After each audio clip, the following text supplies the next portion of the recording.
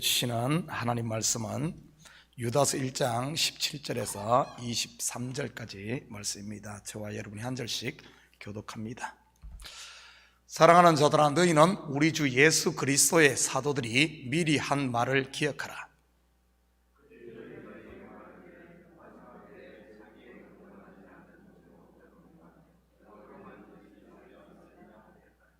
이 사람들은 분열을 일으키는 자며 육에 속한 자며 성령이 없는 자니라.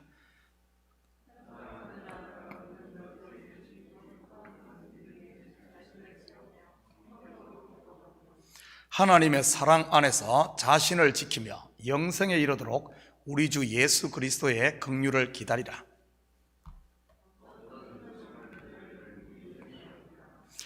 또 어떤 자를 불에서 끌어내어 구원하라. 또 어떤 자를 그 육체로 더럽힌 옷까지도 미워하되 두려움으로 긍휼히 여기라. 아멘. 좋은 아침입니다. 우리 속담에 미운 자식 떡 하나 더 주고 예쁜 자식 매 하나 더 때린다는 말이 있습니다. 이것은 미운 자식은 떡이나 먹고 아무렇게나 되라는 이런 말이 아닙니다.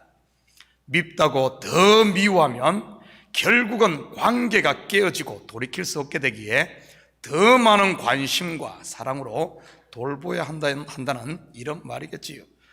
그리고 예쁘다고 품고만 돌면 그 자식이 어떻게 되겠습니까? 한마디로 자식 버려버리는 것이지요. 제가 전도사 시절 은사 목사님께 많이 들었던 말이, 성도들이 너무 뜨거워지면 찬물을 끼얹고 너무 차가워지면 불을 지피라는 이런 말이었습니다. 불로 하며 성도들이 뜨거워진다고 멋모르고 계속 거기에 기름만 붓다 보면 결국은 엉뚱한 데로 빠진다는 말입니다. 반대로 성도들의 신앙이 찬바람이 씩씩 불며 냉랭해 있는데 그냥 내버려두면 결국 앙상한 겨울나무처럼 힘을 잃고 마는 것이지요. 마치 쇠를 달궜다가 식혔다 반복하며 두드릴 때 그 어떤 칼보다도 단단한 명금이 만들어지듯 신앙도 마찬가지인 것입니다. 교회 공동체도 마찬가지고요. 시험도 한 번씩 견뎌낼 때 성도들의 신앙이 단단해지는 것 아니겠습니까? 시험 한 번 이기고 나면 그 주위의 성도들이 깨어나는 것이요, 성숙해지는 것입니다. 우리 성도들 이번에 한 학년씩 다 올라갔으면 좋겠습니다. 지금까지 초겨울의 서리처럼 이 매섭게 이단들의 실체를 드러냈던 유다는 이제는 한 톤 낮추어 훈계와 권면을 계속 이어갑니다. 17절입니다. 사랑하는 자들아, 너희는 우리 주 예수 그리스도의 사도들이 미리 한 말을 기억하라. 알고 보면 미운 자식에게 떡 하나 더 주는 것도, 예쁜 자식에게 매 하나 더 때리는 것도 배 아파 낳은 자식 잘 되기를 바라는 이 부모의 마음에서 나오는 사랑 아니겠습니까? 사랑하는 자들아, 교회는 그리스도의 사랑으로 묶인 가족 공동체라는 말입니다. 유다는 글을 맺기 전 다시 한 번 더 이단의 특징에 대해 교훈하며 사도들도 같은 경계를 한 것을 상기시킵니다. 18절을 계속 봅니다. 그들이 너희에게 말하기를 마지막 때에 자기의 경건하지 않은 정욕대로 행하며 조롱하는 자들이 있으리라 하였나니. 이 구절은 베드로후서 3장 3절을 그대로 인용한 것입니다. 사실 사도 베드로뿐만 아니라 사도 바울의 서신서나 요한의 서신들을 봐도 이단에 대한 경계는 빠지지 않고 등장하는 것을 보게 됩니다.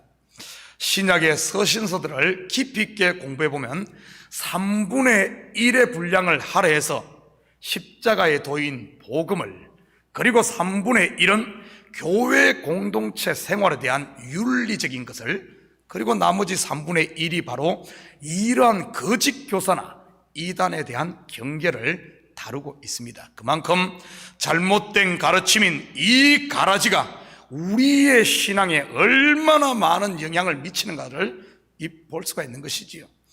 왜냐하면 인생은 출발이 죄로부터 시작했기에 잠시만 방심하면 다시 그곳으로 돌아가기 때문이요, 사단의 공격은 내가 육신의 몸을 벗고 주님 앞에 서는 그날까지 계속된다는 이런 의미입니다. 그래서 명심해야 할 것은 내가 뭐 좀 됐다고 나는 예외라고 생각하면 절대 안 된다는 사실입니다. 저는 이런 분들 많이 만납니다. 항상 자기는 예외라고 생각하는 분들 말이지요. 결국 이런 분들이 알고 보면 마귀의 도구가 되곤 합니다.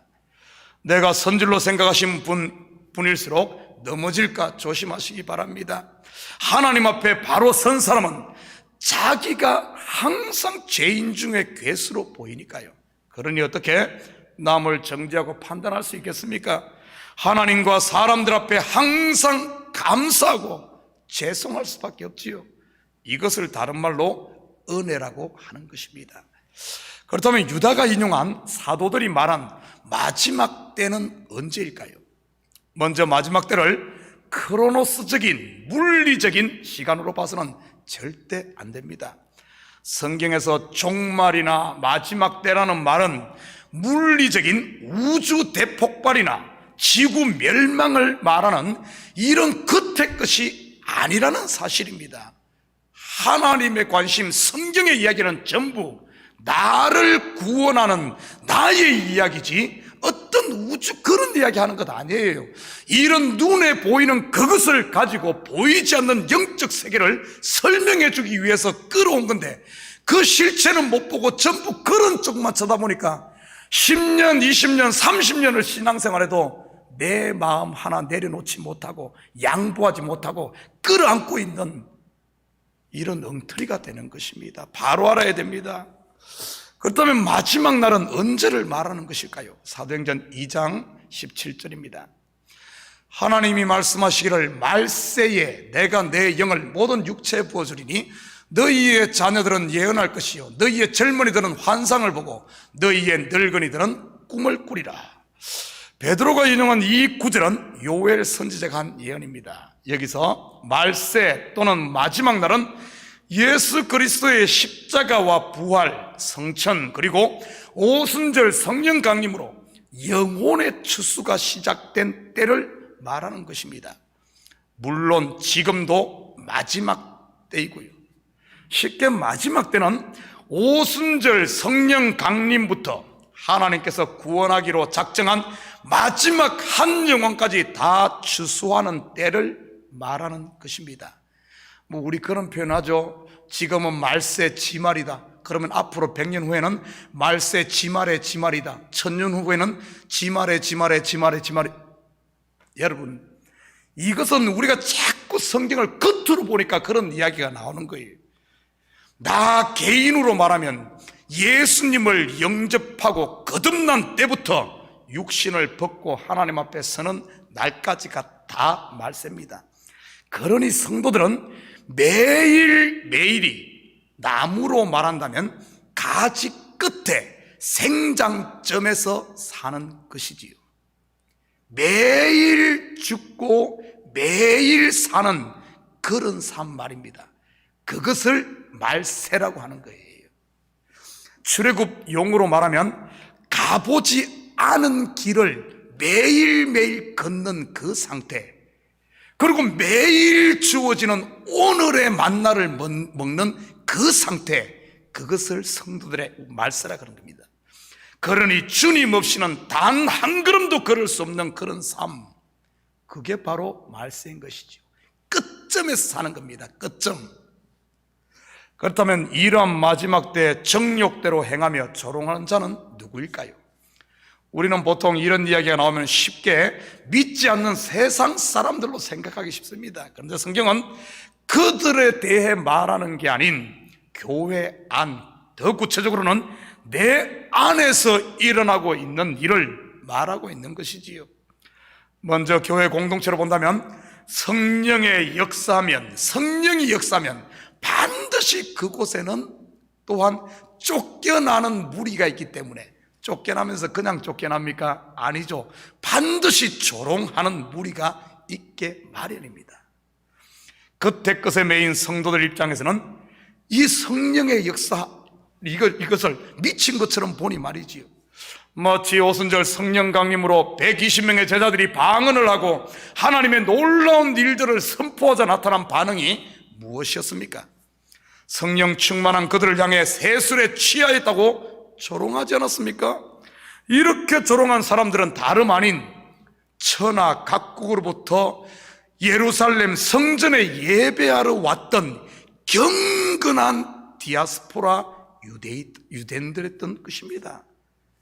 믿지 않는 이방인들이 그런 것이 아니고요, 아직 성령을 받지 못하니 모르니까 그러는 겁니다. 그런데 이들이 베드로의 설교를 듣고 그들이 거듭나지 않습니까? 나름 잘났다고 하는 사람들이 그러는 거예요. 조롱하는 무리들은 이제 다른 표현으로 하면은 이제 곧 깨질 때가 가까워졌다는, 눈이 열릴 때가 가까워졌다는, 이렇게 봐도 되는 겁니다. 우리가 진리를 바로 알지 못하면 내가 지금 그런 사람이 될 수도 있고요. 사도 바울 또한 이 부분에 대해 교훈을 주고 있습니다. 우리 로마서 14장 3절 4절 봅니다. 먹는 자는 먹지 않는 자를 업신여기지 말고 먹지 않는 자는 먹는 자를 비판하지 말라. 이런 하나님이 그를 받으셨습니다. 남의 하인을 비판하는 너는 누구냐? 그가 서 있는 것이나 넘어지는 것이 자기 주인에게 있음에 그가 세움을 받으리니 이는 그를 세우시는 권능이 주께 있습니다. 그렇다면 왜 이런 일이 일어나는 것일까요? 바로 율법의 의로 인해 눈이 가리워져 있어서 스스로 머리라고 착각하고 있기 때문에 조롱이 일어나고 비판이 일어나고 비방들이 일어나는 겁니다. 그러기에 자기가 하는 것은 옳고 다른 사람이 하는 것은 틀리다고 생각하며 판단하는 것이지요. 혹시 이런 마음이 내 가운데 있다면 여러분, 우리 가던 길을 멈추고 다시 십자가 앞에 서야 할 바로 그때입니다. 그것이 바로 말세요, 내가 지금 성장할 수 있는 바로 그 지점에 와 있다는 것을 보여주는 것이지요. 19절입니다. 이 사람들은 분열을 일으키는 자며 육에 속한 자며 성령이 없는 자니라. 특히 이런 사람들은 다른 사람과 자신을 분리하기를 좋아합니다. 다시 말해 이단이나 아니면 내 속에 가라지로 말미암아 거짓 잘못된 교훈, 율법주의적인 이런 것으로 말미암아 이런 데 젖어 있는 사람들을 일컫죠. 이런 사람들은 자신을 분리하기를 좋아합니다.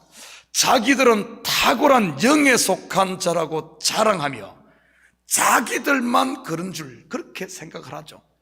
다른 사람들은 육에 속했다고 이렇게 자기들을 꼭 분리합니다. 사실 교회는 한 지체인데 손이 발보고 너는 나보다 못하다든지 아니면 너는 쓸모없는 존재라고 하면 결국은 누구를 무시하는 것입니까? 바로 교회의 머리인, 자기의 머리인 그리스도를 욕하는 것 아닙니까? 왜냐하면 교회의 머리는 그리스도니까 한마디로 자기 얼굴에 침 뱉는 꼴이지요. 당 짓는 것과 서로 차별하는 것은 결국 성령의 역사가 절대 아니라는 사실입니다. 성령의 역사는 서로 덕을 세우고 하나 되게 하는 공동체를 이루게 하는 것이니까요. 두 번째, 이런 사람들을 육에 속한 자라고 하네요. 이것은 보이는 것, 겉의 것 또는 자신의 감각에 따라 판단하고 행동한다는 말입니다. 육신의 정욕대로 움직이는 사람들 말이지요. 그리고 성령이 없는 자란 아직 거듭나지 못한 자를 일컫는 말입니다. 비록 그가 교회를 열심히 다니고 기도도 많이 하고 헌금과 봉사를 하지만 말이지요, 사실 이런 사람들로 인해 때로는 교회에 분란이 일어나기도 하고 시험이 들기도 하는 것입니다. 그런데 알고 보면 이런 일을 통해 하나님은 알곡들을 연결케 하고 성도들을 깨웁니다. 마치 사울을 통해 다윗을 연단하고 마귀를 들어 욥의 신앙을, 욥의 이 율법적 초보적인 신앙을 깨워서 은혜와 진리의 성숙한 신앙에 눈뜨게 하듯이 말이지요. 20절 21절입니다. 사랑하는 자들아, 너희는 너희의 지극히 거룩한 믿음 위에 자신을 세우며 성령으로 기도하며 하나님의 사랑 안에서 자기를 지키며 영생에 이르도록 우리 주 예수 그리스도의 긍휼을 기다리라. 우리 성도들은 이런 가라지를 통해, 여러분, 교회 안 가라지뿐만 아니라 내 속에 있는 이런 가라지를 통해, 이런 것들을 발견함을 통해 내 자신의 믿음이 올바른 기초 위에 서 있는지 매 순간순간 점검해야 하는 것입니다. 그들을 미워하고 정죄할 것이 아니라 말이지요. 내 속에 가라지가 있다고 해서 나를 학대할 것이 아니라 말이지요. 어쩌면 교회 가운데 가라지는, 내 속에 있는 가라지, 이런 것들은 나를 깨우고 성도들을 깨우고 연단시키기 위해 하나님이 쓰시는 막대기와 같은 것이니까요.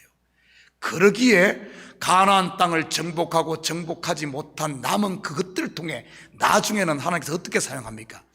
이스라엘이 하나님께 올바로 가는가 가지 않는가, 그들을, 그 가시를 목에 둠으로 그들을 연단하는 도구로 사용하지 않습니까? 하나님이 성도를 이끄시는 방법은 때로는 떡으로, 때로는 매로 이끈다는 사실을 안다면 어떤 환경에 처하든 감사할 수 있는 것이지요. 비록 그곳이 사망의 음침한 골짜기를 할지라도 말입니다. 왜냐하면 그때야말로 오히려 주의 막대기와 지팡이가 나를 안위하고 있다는 사실을 눈으로 확인할 수 있는 시기니까 말입니다. 사랑하는 성도 여러분, 그래서 사도 바울은 하나님을 사랑하는 자들, 곧 사랑을 받은 자들에게는 모든 것이 합력하여 그분의 선을 이룬다고 하지 않았습니까? 맞습니다. 우리가 그리스도와 연합되고 교회와 연합되고 말씀과 하나 되는 삶을 살 때 우리의 모든 걸음은 헛된 걸음이 아니라 한 걸음 한 걸음이 그리스도를 향해, 표대를 향해, 생장점 성장을 향해 나아가는 그 걸음이 되는 것이지요. 오늘 하루도 이 확신 가지고 여러분의 삶의 현장에서 감사하며 하나님의 이 선을 이루는 이런 복된 하루 되시기를 주님의 이름으로 축복합니다. 같이 기도하십시다. 사랑의 아버지 하나님, 참으로 감사를 드립니다. 이 새벽도 우리를 깨우시고 아버지라는 말세 끝에 우리를 세워주심을 감사합니다. 그러기에 우리가 오늘도 나는 죽고 오늘도 다시 살아남으로 말미암아 예수님께로 아버지 하나님 한 걸음 성큼 다가설 수 있게 하시니 참으로 감사를 드립니다. 비록 어려움이 있고 약간의 환난이 있다 할지라도 거기에 아버지 하나님 요동하거나 흔들리지 말게 하시고 감사함으로 우리의 믿음의 걸음을 뚜벅뚜벅 걸어가는 성숙한 신앙인들 다 되게 하시고 이 새벽도 우리의 마음을 주님 앞에 쏟아놓을 때마다 주님 우리 속에 가라지는 걸러내시고 그 빈자리에 성령의 충만함으로 다시 채워 주시옵소서. 감사드리며 예수님의 이름으로 기도드립니다. 아멘.